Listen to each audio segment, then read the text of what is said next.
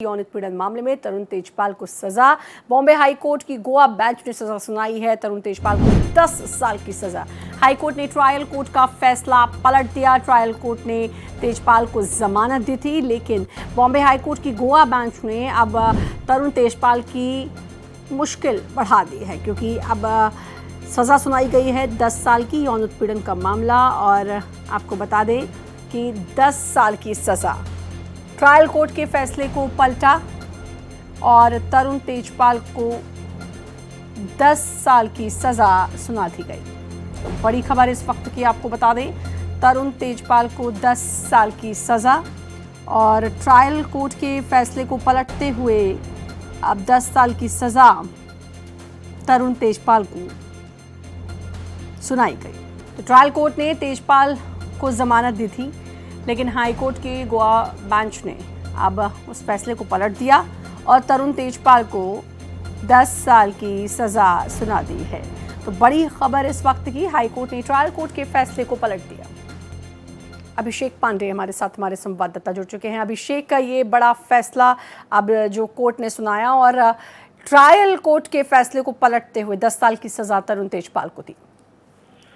बिल्कुल, देखिए, तरुण तेजपाल के ऊपर जिस तरीके से आरोप लगे थे यौन उत्पीड़न के, उसके बाद से लगातार ये मीडिया की सुर्खियां बना रहा। और खास करके ऐसे समय में जब कि गोवा में कहीं न कहीं टूरिस्ट प्लेसेस ज्यादा हैं और उस दौरान इस तरीके की चीजों का होना एक सवाल खड़ा कर रहा था।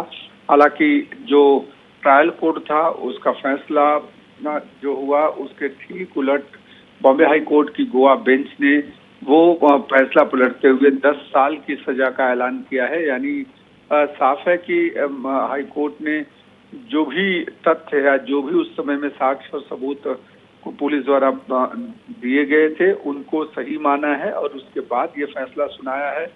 अब देखना ये महत्वपूर्ण होगा कि तरुण तेजपाल के वकील या उनकी तरफ से क्या सुप्रीम कोर्ट में इसको लेकर के रिवर्स इस फैसले के खिलाफ कोई याचिका दायर की जाती है या 10 साल के लिए जो फैसला हाईकोर्ट ने दिया है उसको कंटिन्यू रखने के। हालांकि तरुण तेजपाल ने कहा है कि इतने लंबे समय तक उन्होंने ट्रायल कोर्ट में केस लड़ा, उसके बाद जाकर उनको जमानत मिली और अब जो है वो सुप्रीम कोर्ट जाएंगे, जिसका जिक्र आपने भी किया अभिषेक।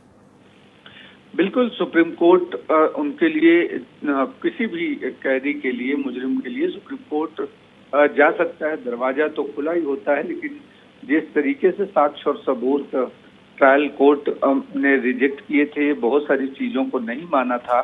हालांकि बॉम्बे हाई कोर्ट की गोवा बेंच ने माना है कि जो पुलिस द्वारा जो उस समय में जो तथ्य और सबूत जो साक्ष्य गोवा पुलिस द्वारा कलेक्ट किए गए थे वो उसमें मैक्सिमम चीजें सही है और उस आधार पर इस तरीके से फैसला दिया गया है। तो तरुण तेजपाल की मुश्किलें बढ़ गई हैं और आने वाले समय में तरुण तेजपाल के लिए और भी चैलेंजिंग होगा जब सुप्रीम कोर्ट में उन सारे सबूतों और साक्ष्यों को कहीं न कहीं दरकिनार या उनको डिनायल मोड पे जाना होगा। तो एक बड़ी चुनौती होगी उनके लिए।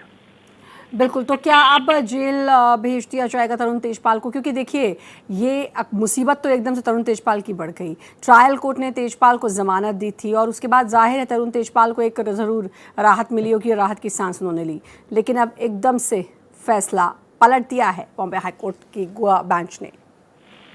बिल्कुल, अब पुलिस तुरंत एक सर्टेन पीरियड के भीतर तरुण तेजपाल को गिरफ्तार करेगी और गिरफ्तार करने के बाद उन्हें जेल में भेज दिया जाएगा, क्योंकि अब वो सजायाफ्ता मुजरिम हैं। और ऐसे में अब अगला डायरेक्शन जब तक सुप्रीम कोर्ट का नहीं आता है तब तक बॉम्बे हाई कोर्ट के ही फैसले को कंटिन्यू माना जाएगा और उसके तहत तरुण तेजपाल की मुश्किलें निश्चित बढ़ गई।